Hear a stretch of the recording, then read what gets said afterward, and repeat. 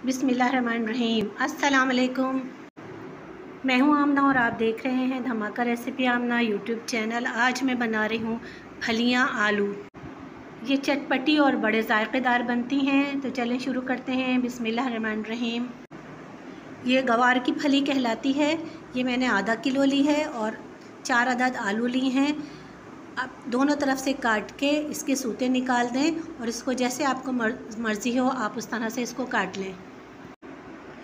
मैंने इस तरह से इसके छोटे छोटे पीस काट लिए हैं।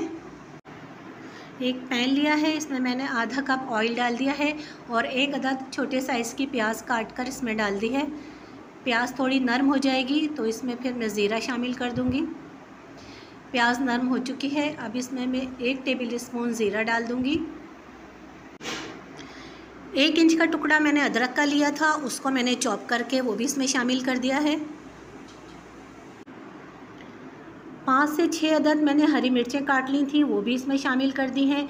हरी मिर्चों से इसका फ्लेवर बहुत अच्छा निकल कर आएगा। 2 मिनट के लिए इसको फ्राई करना है। 2 मिनट हो चुके हैं। 2 अदद बड़े टमाटर मैंने काट के वो इसमें शामिल कर दिए हैं। इसको भी अच्छे से भून लेना है। टमाटर को इतना भूनना है कि टमाटर नरम हो जाए। 1 टीस्पून मैंने इसमें कुटी मिर्च शामिल कर दी है। आप अपने हिसाब से कम ज़्यादा कर सकते हैं।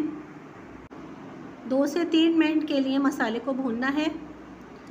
टमाटर हमारे अच्छे से नरम पड़ गए हैं। अब इसमें मैंने जो फलियां आलू काट के रखे थे वो शामिल कर दिया है और 1 टीस्पून इसमें नमक शामिल कर दूंगी।